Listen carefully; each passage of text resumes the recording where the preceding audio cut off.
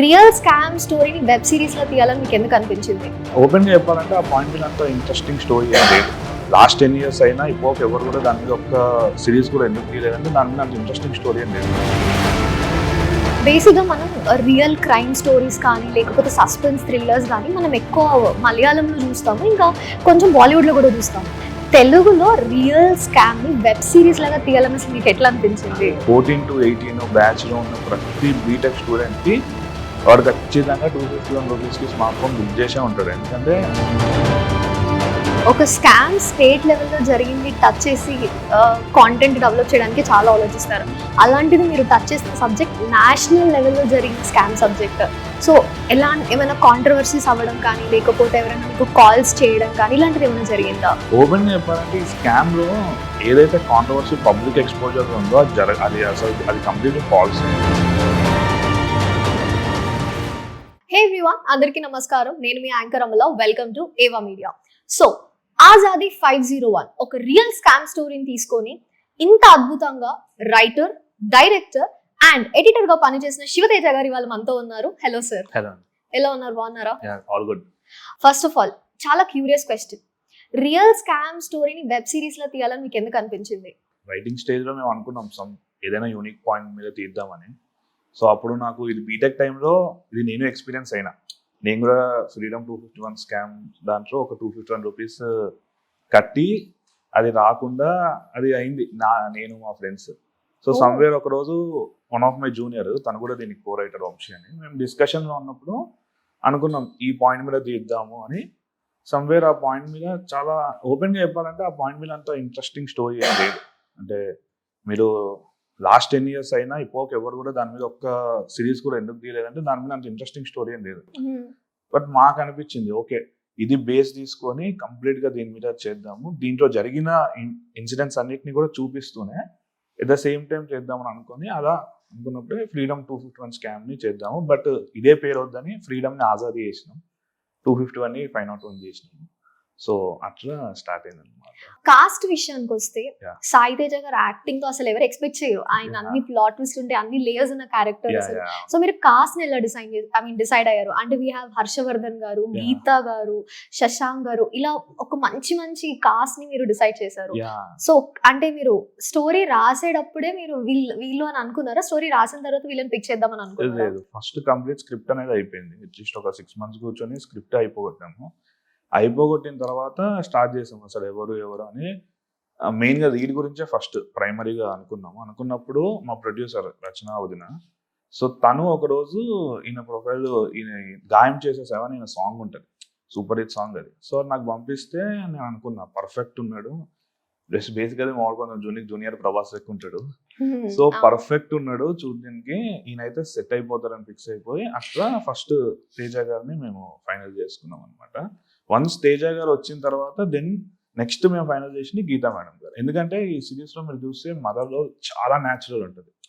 అంటే అంటే సీన్స్ కానీ మీరు డైలాగ్స్ కానీ చూస్తే చాలా న్యాచురల్ గా ఉంటాయి.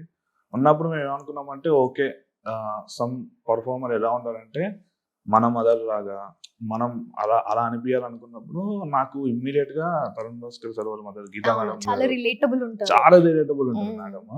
సో అట్లా మేడం వచ్చారు. ఆ తర్వాత ఇంకా ఫస్ట్ బేసిక్ క్యాస్ట్ చేసాం. అంటే హర్షవర్ధన్ గారు వీళ్ళందరూ మేము లాస్ట్ తీసుకున్నాం అనమాట. ఫస్ట్ ఆడిషన్స్ చేసి ప్రైమరీ కాస్టింగ్ కొంతమందిని తీసుకున్నాము. ఆ తర్వాత హర్ష గారు, శశాంక్ గారు ఇలా తీసుకున్నాం. హర్ష గారిది ఏంటంటే ఐ థింక్ మీరు సిరీస్ చూసారు కాబట్టి ఈ రేంజ్ విలన్ క్యారెక్టర్ నేను ఎప్పుడు చేయలేదు. చాలా ఒక ఎందుకంటే నేను అమృతమే ఒక 3 times కంప్లీట్ 200 episodes ఆయన 112 episode నుంచి వస్తారు. అక్కడ నుంచి 313 episode వరకు నేనే ఒక 3 times నా బీటెక్ లో ఉన్నప్పుడు చూసిన. అంత డైహర్ ఫ్యాన్ ఆయనకి. సో నేను అనుకునే ఏంటంటే మేము ఈ క్యారెక్టర్ అనుకున్నప్పుడు ఏమనుకున్నాం అంటే ఇప్పోకు ఇట్లా చెయ్యని పర్సన్ చేస్తే క్యారెక్టర్ ఫ్రెష్గా ఉంటుంది. దగ్గర ఒక మినిస్టర్ క్యారెక్టరే, బట్ దీంట్లో ఫ్రెష్నెస్ ఎట్లా తీసుకురావాలంటే ఇప్పటి వరకు ఆ యాక్టర్ అట్లాంటి క్యారెక్టర్ చేయకపోతే ఫ్రెష్నెస్ వస్తుంది అనుకుని అలా హర్షవర్ధన్ గారిని పిక్ చేసుకున్నాను. ఆయన అసలు ఎవరు ఎక్స్పెక్ట్ చేయరు, యాంగిల్ ఎవరు ఇమాజిన్ చేసుకోలేరు. ఫస్ట్ 4th క్లైమాక్స్ లో ఒక సీన్ ఉంటది, బాగ్లింగ్ యాక్టింగ్ 100%. శశాంక్ గారు కూడా మేము అలానే తీసుకున్నాము. ఆయన రేర్ గా చేస్తారు ఆయన, ఏది పడితే అది పిక్ అవును, చేసుకోరు, అవును. చాలా రేర్ గా చేస్తారు. ఆయనకు కూడా స్క్రిప్ట్ బాగా నచ్చింది. రవివర్మ గారు అలా అలా అందరినీ అలా పిక్ చేసుకున్నాం.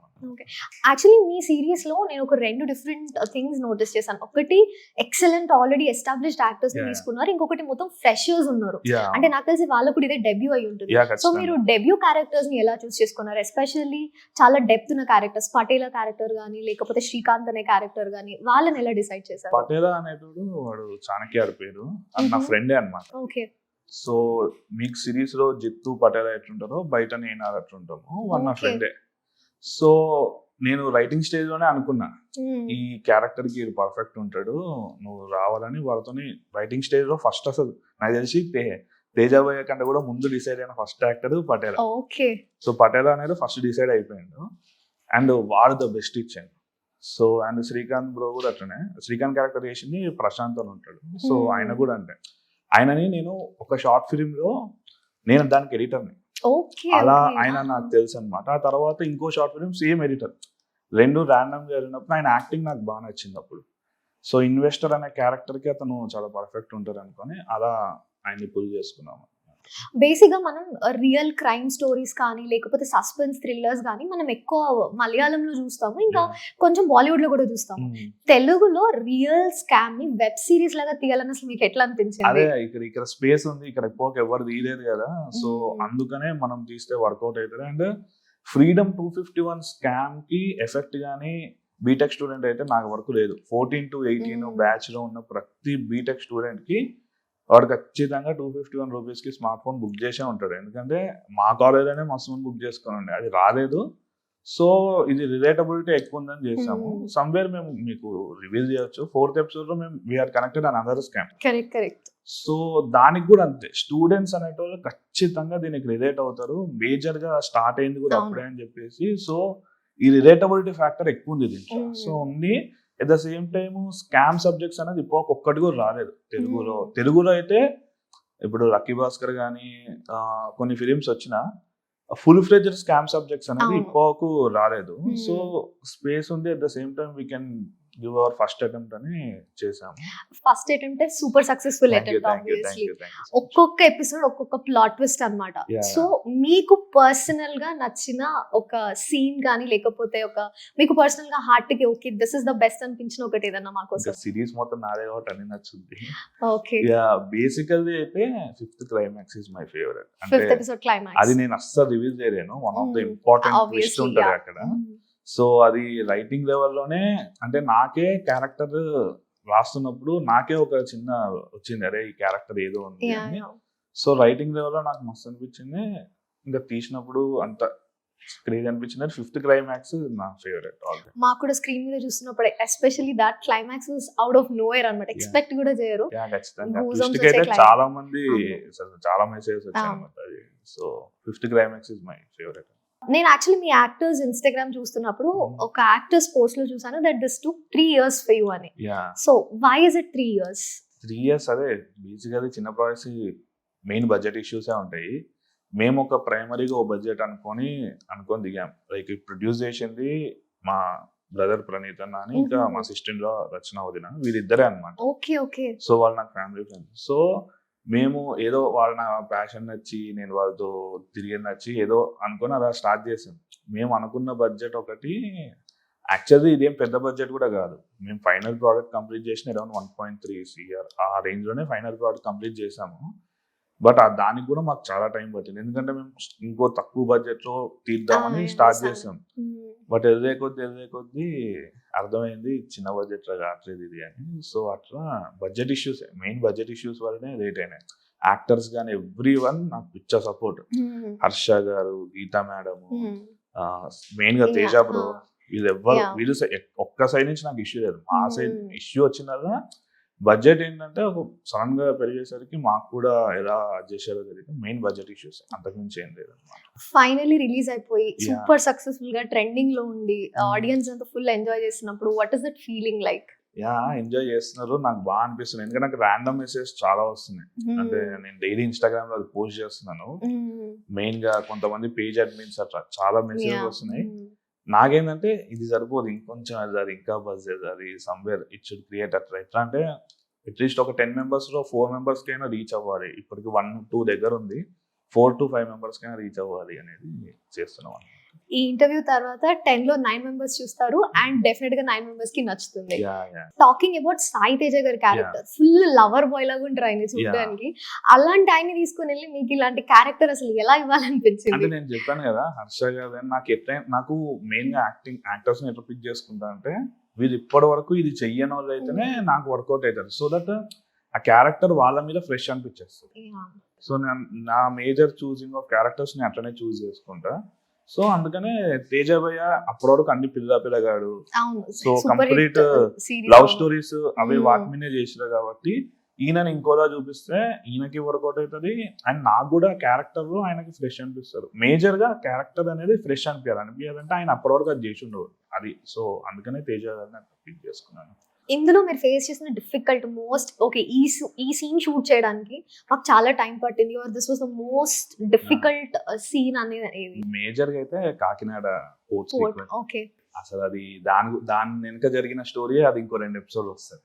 ఓకే, సో బేసికల్లీ కాకినాడకి వెళ్ళినాము కంప్లీట్ గా. అసలు ఐఎమ్ ఫ్రమ్ హైదరాబాద్, మాకు కాకినాడ ఎవరు తెలియదు. సో నేను ఏంటంటే ఫేస్బుక్ లో నీడ్ యాక్టర్స్ అంటే అక్కడ కృష్ణ గారు అని ఒక ఆయన పరిచయం, నాకు మొత్తం మైండ్ అంత దగ్గర ఉంది. దీంట్లో బరీందర్ సింగ్ అనే క్యారెక్టర్ చేశారు. సో ఆయన్నే కంప్లీట్ గా సెట్ చేశారు. బట్ కరెక్ట్ ఇంకో షూట్ కి ఇప్పుడు వెళ్తున్నాము, ఇంకొక 10 minutes లో షూట్ అంటే ఎట్ ఎ టైం 2 షాకులు, ఫుల్ వర్షము, మా కెమెరామెన్ అనేది దేనికో చెట్టుకు కొట్టేసింది. సో ఒక డే షూట్ పోయింది. పోర్టుకు మాత్రం మనం రెంట్ పే చేస్తూనే ఉండాలి. సో అదొకటి. అసలు అది కూడా నాకు పెద్ద ప్రాబ్లం అనిపించలేదు, పర్లేదు నెక్స్ట్ డే వేసుకుందాం అనుకున్నా. కానీ కంప్లీట్ గా షూట్ చేస్తున్నాము. మెయిన్ గా పోర్ట్ లో మేము కొన్ని సీక్వెన్సెస్ తీస్తున్నాం, FPV డ్రోన్ తెప్పించి తీస్తుంటే ఆ డ్రోన్ సముద్రంలో పడిపోయింది. ఇంకా అసలు మొత్తం షార్ట్స్ అన్ని దాంట్లో ఉన్నాయి, ఏం చేయాలో అర్థం కాలేదు. నాకు కొంచెం మైండ్ ఆఫ్ అయిపోయింది. సిచ్యువేషన్ నాకు అవుట్ ఆఫ్ కంట్రోల్ ఉంటే అసలు ఏదో సినిమా సీన్ లానే కంప్లీట్ అందరు హోప్లెస్ ఉన్నప్పుడు సడన్ గా ఒక బోటు దాంట్లోకి 8 మంది జారాలు అలా మా సైడ్ వస్తుండే. వాళ్ళని అడిగి అన్న సముద్రంలో పడ్డారు తీస్తారా అంటే పాపం వాళ్ళు ఒకసారిగా 2 సార్లు నియర్లీ 8 times దిగి దూకి చేసి ఫైనల్ గా అది తీసుకొచ్చారు. ఇదే నిజంగా కాకినాడ పోర్ట్ సీక్వెన్స్ లో ఒక టెన్షన్ డ్రామా ఉంటది కదా, దానికంటే ఎక్కువ టెన్షన్ డ్రామా మాకు జరిగింది. సో అసలు అది నేను డిఫికల్ట్ అంటే కంప్లీట్ గా తెలియని ప్లేస్ కాకినాడ. నాకు నేను ఎప్పుడు వెళ్ళలేదు, పోర్ట్ కోసం వెళ్ళినదే కాకినాడ. డిఫికల్టీ అదే ఎందుకంటే హైదరాబాద్ అంతా మనకు తెలిసిన వాళ్ళు ఎవరో ఎక్కడో చోట ఏదో ఏం జరిగినా హ్యాండిల్ చేసుకోవచ్చు, కానీ కాకినాడ మెయిన్ ఇట్లాంటి ఇష్యూస్ అయితే అసలు మనం హ్యాండిల్ చేయలేం. ఇది కంప్లీట్ గా చేతిలో ఉండే ఇష్యూ కాదు కాబట్టి. సో అదొకటి టఫెస్ట్ షూట్ అయితే కాకినాడ స్కెడ్యూల్. అది అయిపోయిన రోజు ఏదో ప్రపంచాన్ని చేయించేసిన ఫీలింగ్ వచ్చింది నాకు. నైస్. సో బేసిక్ గా ఒక స్కామ్ స్టేట్ లెవెల్లో జరిగింది టచ్ చేసి కాంటెంట్ డెవలప్ చేయడానికి చాలా ఆలోచిస్తారు. అలాంటిది మీరు టచ్ చేసిన సబ్జెక్ట్ నేషనల్ లెవెల్లో జరిగిన స్కామ్ సబ్జెక్ట్. సో ఏమైనా కాంట్రవర్సీస్ అవ్వడం కానీ, లేకపోతే ఎవరైనా మీకు కాల్స్ చేయడం కానీ ఇలాంటిది ఏమైనా జరిగిందా? అసలు ఓపెన్ గా చెప్పాలంటే ఈ స్కామ్ లో ఏదైతే కాంట్రవర్సీ పబ్లిక్ ఎక్స్పోజర్ ఉందో అది కంప్లీట్లీ ఫాల్స్. ఓపెన్ గా చెప్పాలంటే ఒక పార్టీని చెప్తారు, ఈ పార్టీ చేసింది, ఈ పార్టీ హెడ్ ఈ పర్సన్ చేసింది అనేది చెప్తారు. బేసికల్లీ నేను నా రీసెర్చ్ నేను చేసుకున్నాను. స్క్రిప్ట్ డెవలప్మెంట్ లో ఉన్నప్పుడు అసలు దీనికి ఏం జరిగింది అనేది నేను కంప్లీట్ రీసెర్చ్ చేస్తే దానికి దీనికి సంబంధం లేదు. ఇది బేసికల్లీ నోయిడాలో తన పేరు అసలు మర్చిపోయిన పేరు, మోహిత్ గోయల్ సార్. అతని మైండ్ లోంచి వచ్చిన పిచ్చి థాటే ఇదంతా. సో దీనికి పొలిటికల్ కి ఎలాంటి సంబంధం లేదు. బేసికల్ ఏంటంటే తిని యూపీలో చేశాడు. యూపీలో చేసినప్పుడు ఆ స్టేట్ లోని ఒక పార్టీ జస్ట్ తను పీపుల్ రిప్రజెంటేటివ్ కూడా కాదు, జస్ట్ ఒక normal one of the party member ఆ మీటింగ్ కి వచ్చాడు. సో ఎవరైనా పార్టీ మెంబర్స్ ఏదైనా ఇష్యూ అయితే ఖచ్చితంగా వస్తారు మీటింగ్స్ కి. దాన్ని బేస్ చేసుకుని ఇది పార్టీకి లింక్ చేశారు. బట్ మీరు రియాలిటీగా చెక్ చేసుకుంటే if you research the subject, so దానికి దీనికి కాంట్రవర్షియల్ గా అనుకోవడానికి ఏం లేదు.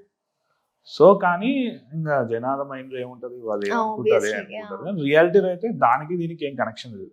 ఎందుకంటే ఆ మోహిత్ గోయల్ అనే పర్సన్ 2016 లో ఫ్రీడమ్ 251 స్కామ్ చేసింది. 2020 లో మళ్ళీ గ్రేప్ వైన్ అనే దాని మీద ఫార్మర్స్ తో ఇంకో స్కామ్ చేసింది.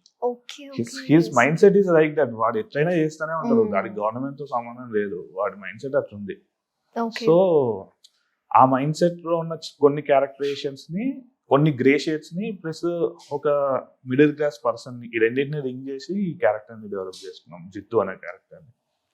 సో కాంట్రవర్షియల్ గా చూస్తే నాకు ఇప్పుడు ఏం రాలేదు, వచ్చినా కూడా వాళ్ళకే తెలుసు ఏం లేదు దీంట్లో, మనం అనవసరంగా చేయాల్సిన ఏం లేదు, ఎందుకంటే ఓపెన్ గా ఏం లేదు అక్కడ, ఆ పార్టీకి రింగ్ చేసే అంత అయితే ఏం లేదు అక్కడ. అదొక ఇండివిజువల్ పర్సన్ చేసిన ఐడియా, ఇండివిజువల్ స్కామ్. అది స్టార్ట్ అండ్ ఎండ్ కూడా ఒక 4-5 months లో అయిపోయింది. 2016 February 17 లాంచ్ అయితే అరౌండ్ సెప్టెంబర్ ఆగస్ట్ టైంకి ఇదంతా ఫేక్ అనేది ఆడియన్స్ కి అర్థమైపోయింది. సో 4-5 months లో జరిగిన ఒక చిన్న స్కామ్, అందుకే దాంట్లో అంత పెద్ద స్టోరీ ఏం లేదు. అందుకే ఇప్పుడు ఎవరు దాని మీద ఒక చిన్న సిరీస్ కానీ, ఇప్పుడు scam 1992 Telugu scam, next Sahara scam మీద కూడా తీస్తున్నారు, అంత తీసేంత స్టోరీ లేదు. బట్ మేమేం చేసినామంటే దానికి చాలా లేయర్స్, మీరు చూసినారు చాలా లేయర్స్ కనెక్ట్ చేసి, ఇంకొక స్కామ్ అని ఇన్వాల్వ్ చేసి వాళ్ళన్నింటినీ కనెక్ట్ చేసి, అలా ఇది కంప్లీట్ రైటింగ్ ప్రాసెస్ లో మేము చాలా డెవలప్ చేస్తాం. ఆన్ సెట్ లో కానీ, ఆన్ పేపర్ మీద లేదా ఆన్ న్యూస్ లో మీరు చూస్తే ఆ స్కామ్ లో జరిగింది ఏం లేదు. ఓపెన్ ఇట్స్ ఆల్ దాంట్లో జరిగిన ఒక 20-30% ఏదైతే రియాలిటీ ఉందో దాన్ని మేము చూపించి, మిగతాది అంతా మేము ఇంకో కొత్త స్టోరీ చేసినాం, అది ఇంకా రిలేటబుల్ గా ఉంటుంది ఖచ్చితంగా. మెయిన్ గా స్టూడెంట్స్ మస్తు కనెక్ట్ అవుతారు దానికి, ఎందుకంటే దాంట్లో కూడా తీసుకొని లోన్ యాప్స్ మీద తీసుకొని దానికి కూడా అది మనకి ఫస్ట్ సీజన్ లోనే కనిపిస్తుంది దట్ బీటెక్ వాళ్ళు ఖచ్చితంగా లోన్లు అవి తీసుకుంటారు, లోన్లు కట్టలేక వాడు యాక్సెస్ తీసేసుకొని ఇంట్లో వాళ్ళకి ఫోన్ చేసి బెదిరించడాలు, ఇవన్నీ చాలా రిలేటబుల్ ఉంది బేసిక్ గా ఇప్పుడున్న బీటెక్. యాక్చువల్లీ ఏదైతే బీటెక్ పర్సన్స్ కి లోన్ ఇస్తున్నారు అనే కాన్సెప్ట్ మీద తర్వాతే ఇప్పుడు లోన్ యాప్స్ అన్ని స్టార్ట్ అయినాయి. ఫస్ట్ ఆరిజిన్ అదే, బీటెక్ పీపుల్ కి ఇట్లా మినిమల్ అమౌంట్ లోన్ ఇవ్వడంతోనే ఈ లోన్ యాప్స్ అనేది స్టార్ట్ అయినాయి అనమాట. దానికి ముందు NBFCs, non banking financial companies ఇంతేం లేవు ఈ లెవెల్లో. ఇప్పుడు నాకు తెలిసి మన ఫోన్ లో ఒక 100 యాప్లు వస్తాయి లోన్ కి, ఒకప్పుడు అన్ని ఏం లేవు. ఫస్ట్ ఆ బీటెక్ లోన్ కి ఇచ్చే కాన్సెప్ట్ నుంచే ఇవన్నీ స్టార్ట్ అయినాయి. సో ఆరిజిన్ ని మేము చూపించాం అనమాట, ఎక్కడ స్టార్ట్ అయింది దరిద్రం అంత అనేది అక్కడ చూపించాం. So what was it working like with Geetha గారు కానివ్వండి, శశాంక్ గారు? అయితే నేను ఆమె గురించి ఒకటే చెప్తా, సీతం వాకిట్లో సినిమా చెట్టు రేలంగి మామయ్య క్యారెక్టర్ అది ఫిక్షనల్, గీతా మేడం ఒరిజినల్. నేను నా లైఫ్ లో అంత మంచి మనిషిని, గీతా మేడం మెయిన్ గా హర్ష గారు, శశాంక్ గారు, వీరందరూ కూడా మస్తు గ్రౌండ్, రవి వర్మ గారు అందరు మంచిగా ఉంటారు. కానీ అంటే నాకు పర్సనల్ గా నేను బాగా కనెక్ట్ అయింది అయితే గీతా మేడం గారితోనే. అసలు టూ మచ్, నా లైఫ్ లో అంత మంచి మనిషి నేను చూడలే. సెట్ మధ్యలో నేను అసలు ఏ ఆర్టిస్టో మాట్లాడను, ఓన్లీ గీతా మేడం గారు ఉన్నప్పుడు వెళ్దాం, ఎందుకంటే చాలా లైఫ్ గురించి చాలా డిస్కషన్స్ ఉంటాయి అన్నమాట. చాలా బాగా మాట్లాడతారు గీతా మేడం గారు. ఆమెకున్న నాలెడ్జ్ అదంతా వేరే లెవెల్ అది.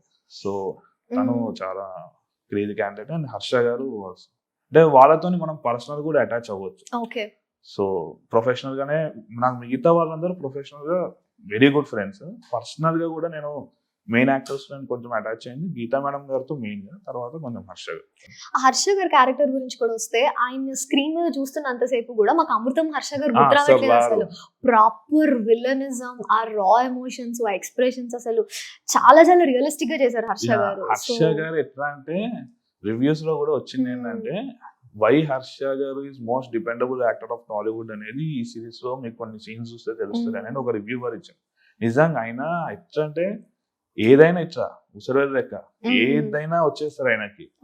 ఆయన ఇంకోటి ఏంటంటే కొన్ని సీన్స్ ఉంటాయి, అది 5th episode లో సీన్ ఉంటది, నేను జస్ట్ ఆయనకి సీన్ చెప్పి ఆయన మీద కెమెరా పెట్టి చేయమంటే ఆయన ఒక 3-4 ఎక్స్ప్రెషన్స్ అన్ని నేను అవి చెప్పలేదు, ఒక 2 ఎక్స్ప్రెషన్స్ నేను చెప్పలేదు.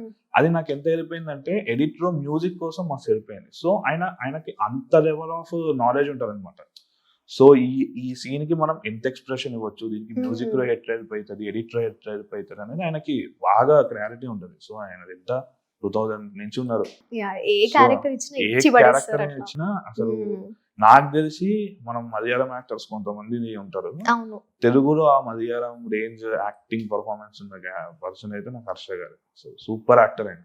ఓకే, శశాంక్ గారి క్యారెక్టర్ గురించి వస్తే, ఆయనది కూడా చాలా స్లోగా నడుస్తున్నా కూడా చాలా డెప్త్ ఉన్న క్యారెక్టర్. ప్రాబబ్లీ మాకు సీజన్ 2 లో ఇంకా ఎక్కువ చూసే స్కోప్ ఉండొచ్చు. సో మీరు శశాంక్ గారిని ఈ రోల్ కి ఎలా కన్విన్స్ చేశారు? అదే బేసికలీ ఫస్ట్ ఆయనకి సినాప్సిస్ పంపించాను. సినాప్సిస్ చూసినప్పుడు ఆయన సమ్ ఇంట్రెస్టింగ్ క్యారెక్టర్ అనుకున్నాను. ఇది ఎట్లా అంటే చాలా మందికి నేను రియల్ లైఫ్ లో చూసా, ఒక ఏజ్ దాటిన తర్వాత సక్సెస్ వస్తే కూడా ఎంజాయ్ చేయలేని పీపుల్ నేను కొంతమంది నేను రియల్ లైఫ్ లో చూసిన. ఓకే. అంటే ఎందుకంటే ఏజ్ అయిపోయింది, వచ్చిన సక్సెస్ ఏం రావడం అనేది చూసే అది ఆ డిస్క్రిప్షన్ నేను ఈ క్యారెక్టర్కి ఇచ్చుకున్నాను అనమాట. సో అది ఎలా కనెక్ట్ అవుతారు అనేది నేను ముందు నుంచి నాకు డౌట్స్ ఉన్నాయి. సో అది ఇంకా నేను చూడాలి, ఎందుకంటే శశాంక్ గారి క్యారెక్టర్కి ఇంకా నేను ప్రాపర్ రివ్యూస్ ని నేను తీసుకోవాలి ఇంకా. సో ఖచ్చితంగా. కానీ అది ఆ క్యారెక్టర్ ఎట్లా అంటే చాలా తక్కువ మంది ఉంటారు అట్లా.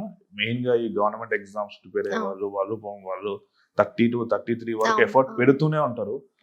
ఒక మూమెంట్ లో వాళ్ళకి వచ్చిన సడన్ గా ఎంజాయ్ చేయలేని సిచ్యువేషన్ లో ఉంటారు, ఎందుకంటే ఏజ్ అయిపోయింది ఇలాంటి సిచ్యువేషన్. సో అవి మెయిన్ గా అవే పెట్టుకొని శశాంక్ గారి క్యారెక్టర్ ని డిజైన్ చేశాను. నా వరకు అయితే సిరీస్ లో బెస్ట్ రైటింగ్ నా పాయింట్ ఆఫ్ వ్యూ అయితే శశాంక్ గారి క్యారెక్టర్. ఓకే. సో సీజన్ 2 ఎప్పుడు వస్తుంది? సీజన్ 2 చూడాలి, ఇంకా దీనికే 3 years పట్టింది కానీ, బట్ ఇప్పుడు దీని రెస్పాన్స్ బట్టి సీజన్ ఖచ్చితంగా ఫాస్ట్ గా వస్తుంది, ఎందుకంటే ఆడియన్స్ ఆర్ లవింగ్ ఇట్. ఖచ్చితంగా నాకు వచ్చే ప్రతి మెసేజ్ కూడా బాగుందన్న సీజన్ 2 ఎప్పుడు అని వస్తున్నాయి అనమాట. సో అసలు ర్యాండమ్ పీపుల్ అట్లా మెసేజ్ చేస్తుంటే నాకు మస్తు అనిపిస్తుంది. సో మీరు డైరెక్టర్ అవ్వాలని ఎప్పటి నుంచి అనుకున్నారు? మీ డైరెక్టర్ జర్నీ గురించి ఒక 2 మాటలు. నేను 9th class లో ఫిక్స్ అయ్యాను. వావ్. సో సినిమాకి అనేది నా 9th లో, అప్పటి నుంచి సినిమా క్లాస్ లో అందరు కూర్చోబెట్టి ఏదో స్టోరీ చెప్పడం అట్లా 9th class నుంచి నాకు డైరెక్షన్ అని లేదు కానీ సమ్ రైటింగ్ అలా స్టోరీ రైటింగ్ బేసిక్ గా. సో బీటెక్ వచ్చే టైంకి, బీటెక్ కూడా ఇంటర్ సెకండ్ ఇయర్ టైంకి డైరెక్షన్ మీద బాగా వెళ్ళింది. సో నేను బీటెక్ ఫస్ట్ ఇయర్ నుంచి షార్ట్ ఫిల్మ్ చేయడం స్టార్ట్ చేశాను. సో ఏవి షార్ట్ ఫిల్మ్స్ నాకు వర్కౌట్ కాదు కానీ షార్ట్ ఫిల్మ్స్ నాకు మస్తు వెళ్ళిపోయాను, ఎందుకంటే వర్క్ నేర్చుకోనికి బాగా వెళ్ళిపోయింది. సో నేను ఎప్పుడు కూడా రీచ్ వస్తుందా అనే పాయింట్ ఆఫ్ వ్యూలో షార్ట్ ఫిల్మ్స్ చేయలేదు అనమాట. వర్క్ ఎంత నేర్చుకోవచ్చు మనం, ఎట్లా ప్రతిదీ ట్రయల్ అండ్ ఎర్రర్. ఈసారి ఇది పోయింది అనుకో, నెక్స్ట్ దీంట్లో ఏది బెటర్ చేయొచ్చు, అట్లా ట్రయల్ అండ్ ఎర్రర్ ప్రాసెస్ లోనే ఫిల్మ్. నేను ఎక్కడ కూడా ఏడీగా చేయలేదు.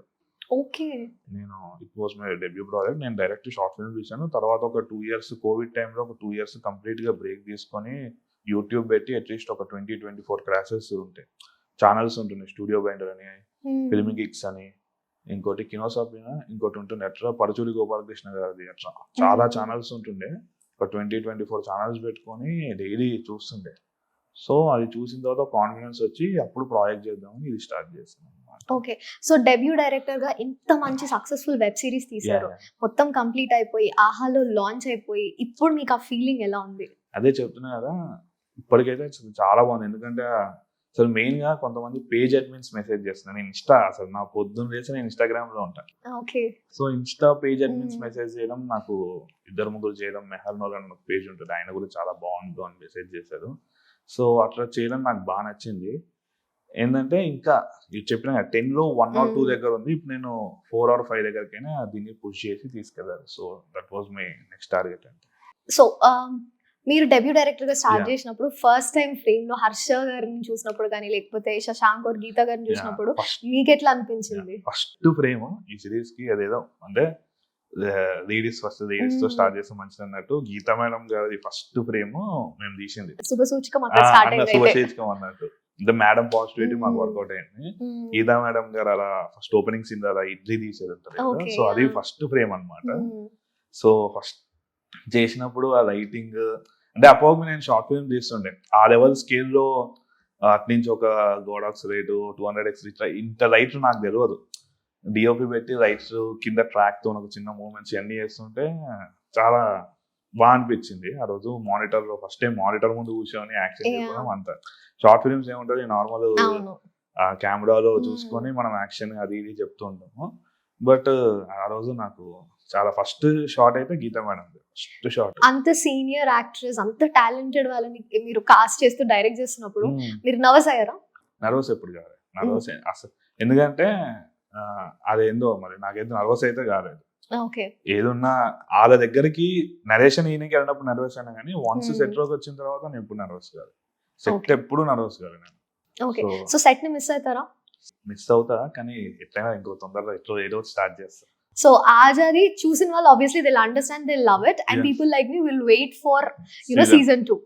బట్ ఆజాది 501 ఇంకా చూడలేదు అని అనుకుని, ఇంకా అంటే చూద్దాము అని అట్లా చూడాలి అని అనుకునే వాళ్ళకి మీరు ఒక 2 ముక్కల్లో ఏం చెప్తారు? Basically it's a scam based thriller.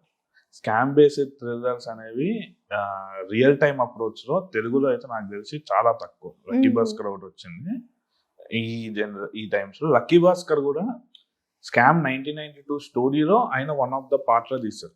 Real complete scam చేసే రోజు అయితే కాదు. సో మన ఆజాదీ 501 ఏంటంటే it's complete real time. Freedom 251 smart phone scam ని రియల్ టైమ్ లో చూపించారు. అండ్ తెలుగులో అయితే స్కామ్ బేస్డ్ వెబ్ సిరీస్ రివ్యూర్స్ నిన్న కూడా రివ్యూర్ ఏం చెప్పారంటే అసలు తెలుగులో ఇట్లాంటి వెబ్ సిరీస్ చేస్తారు అని ఆయన నిన్న పోస్ట్ చేశారు. నేను ఎప్పుడు చూసుకుంటూ ఉంటాను. సో బేసికల్ ఏంటంటే తెలుగులో ఇట్లాంటి వెబ్ సిరీస్ రావు. నేనేదో తెలుగులో రావు కాబట్టి చూడొద్దు అని చెప్పొచ్చు. సిరీస్ చూస్తే ఖచ్చితంగా ఫస్ట్ ఎపిసోడ్ స్టార్ట్ చేస్తే 6th ఎపిసోడ్ అయిపోగొడతారు. సో ఎందుకంటే ఇంట్రెస్టింగ్ ఉంటుంది సిరీస్. ప్రతి ఎపిసోడ్ వెనక మీరు లాస్ట్ లో వదిలే ప్లాట్ ట్విస్ట్ ఖచ్చితంగా ఎండింగ్ హుక్స్ ఖచ్చితంగా అది రైటింగ్ స్టేజ్ నుంచి పెట్టుకున్నాం అనమాట. Hooks most important. ఎందుకంటే నేనే ఒక ఈజీగా 200-300 వెబ్ సిరీస్ చూసుంటాను నాకు. సో మేజర్ గా నేను ఎక్కడ హై అవుతుందో ఎండింగ్ హుక్ అనేది most important. So that they go and see the next episode. So ending hooks అనేది రైటింగ్ స్టేజ్ నుంచి మేము పెట్టుకున్నాం. హుక్స్ చాలా important. At the same time ఆ ఎపిసోడ్ స్క్రీన్ ప్లే కూడా అంతే ఇంట్రెస్టింగ్ గా నడుస్తుంటది. సమ్ ఇంట్రెస్టింగ్ ఈవెంట్స్ అనేది నడుస్తుంటది. మీరు క్లియర్ గా అబ్జర్వ్ చేస్తే ఎపిసోడ్ కి జానర్ ఖచ్చితంగా చేంజ్ అవుతుంది. మేము అది నాకు మ్యూజిక్ లో అర్థమైంది. తీసినప్పుడు కానీ ఎప్పుడు అర్థం కాదు, కానీ మ్యూజిక్ లో మేము మ్యూజిక్ చేస్తున్నప్పుడు అర్థమైంది. ఫస్ట్ ఎపిసోడ్ ఒక ఫ్యామిలీ డ్రామాలో ఉంటది. సెకండ్ ఎపిసోడ్ ఎట్లా అంటే ఒక hero structure. Third episode tension drama ఉంటది. ఫోర్త్ ఎపిసోడ్ ఓన్లీ డ్రామా ఉంటది. Fifth episode cat and mouse reveal ఉంటుంది. ఫిఫ్త్ ఎపిసోడ్ ఏంటంటే only cat and mouse drama. Sixth episode ఏంటంటే ఒక సస్పెన్స్ కంప్లీట్. సో జానర్ మారుతూ ఉంటది ఎవ్రీ ఎపిసోడ్. అది ఖచ్చితంగా ఎగ్జైటింగ్ ఉంటుంది. చూస్తున్నట్టు నాకైతే ఆ రివ్యూస్ అయితే చూస్తున్నంత సేపు అయితే ఆపాలనేది అయితే ఎవరు, నేను మేజర్ గా భయపడింది ఓపెన్ గా అసలు ఫీమేల్స్ కనెక్ట్ అవుతాడు అనేది చాలా. ఎందుకంటే ఇట్లాంటి స్టోరీస్ ఎక్కువ మెన్ చూస్తారు, ఫీమేల్స్ కనెక్ట్ అవుతారు అనుకున్నాను. నాకు చాలా మంది చూసి నేను రివ్యూస్ చూపిస్తా. ఒక అతను అయితే నేను మా వైఫ్ తో నైట్ చూసి ఇద్దరం అసలు నైట్ 2 వరకు చూసి పడుకున్నాము, అంత ఇంట్రెస్టింగ్ అనిపించింది, ఆపాలనిపించేది ఎక్కడ అనేది బాగా చెప్పారు. సో అదైతే బింగ్ వాచ్ వర్తీ సిరీస్ అనేది 100% అసలు. ఎందుకంటే ఎస్పెషల్లీ ఆ సిరీస్ అడిక్షన్ ఉన్న వాళ్ళు ఖచ్చితంగా వన్ షాట్ లో మొత్తం 6 ఎపిసోడ్స్ లేపేస్తారు. బికాజ్ ఇది కూడా అంటే అరౌండ్ 3 hours ప్లస్ ఒక 20 minutes ఉంటుంది. సో ఖచ్చితంగా వన్ సింగిల్ సెట్టింగ్ లో అయితే అయిపోతుంది. ఇప్పుడు క్యూరియాసిటీ ఉన్న వాళ్ళు అబ్బా నెక్స్ట్ ఎపిసోడ్ మళ్ళీ ఇప్పుడు చూస్తాం, ఎందుకు లెట్స్ జస్ట్ ఫినిష్ ఆఫ్. ఎందుకంటే మేము రిలీజ్ కూడా 6 episodes ఎట్ టైం చేసేసాం కాబట్టి. సో ఖచ్చితంగా తెలుగు క్యూరియాసిటీ ఆపుకోలేని వాళ్ళు ఏంటంటే ఖచ్చితంగా వెళ్ళిపోతారు నెక్స్ట్ ఎపిసోడ్. ఆ ఎపిసోడ్ ఎండింగ్స్ కూడా ఖచ్చితంగా నెక్స్ట్ ఎపిసోడ్ కి వెళ్ళేటట్టే డిజైన్ చేశారు. ఆ క్యూరియాసిటీ ఉంటుంది హోల్డ్. ఓకే, ఫైనల్లీ మీరు మిమ్మల్ని డైరెక్టర్ గా డిస్క్రైబ్ చేసుకోవాలి అంటే what is that one word you use for your self? Director అంటే డైరెక్టరేనా? Okay, director just screen behind ఇట్లా కెమెరా ముందు కొంచెం షై డైరెక్టర్ టైప్స్. ఖచ్చితంగా. సో ఇంతసేపు మాట్లాడేసి నాకే షాక్ అవుతుంది. I'm happy. ఎస్, అయితే నేను యాంకర్ గా సక్సెస్ఫుల్ అయ్యాను ఫైనల్లీ డైరెక్టర్ గారితో ఇంతసేపు మాట్లాడించాను. Okay, so that's it viewers. Azadi 501 మనకి ఆహాలో అవైలబుల్ ఉంది. ప్రతి ఎపిసోడ్ ఒక అద్భుతమైన ప్లాట్ ట్విస్ట్ తో మొత్తం ఒళ్ళు గగ్గుర్లు పుట్టేంత చక్కగా ఉంటుంది. సో ఎవరైనా చూస్తే గనక, సో మీకు ఈ ఎపిసోడ్స్, ఈ సిరీస్ మీకు ఎలా అనిపించిందో కమెంట్ చేయండి. చూడని వాళ్ళు ఎవరైనా ఉంటే ఈ గూజ్బంప్స్ వచ్చే మంచి డ్రామాని మిస్ అవ్వకండి. Okay, thank you sir, it is lovely having you. Good luck. And me season 2 ఇంకా సూపర్ డూపర్ హిట్ అవ్వాలని కోరుకుంటున్నాము. వెయిట్ చేస్తున్నాం సీజన్ 2 ఎప్పుడు వస్తుందని. And congratulations to you and your entire team. చూసారు కదండి, అది ఆజాదీ 501 డైరెక్టర్ శివతేజ గారు. మరిన్ని ఎపిసోడ్స్ కోసం ప్లీజ్ సబ్స్క్రైబ్ టు ఏవా మీడియా.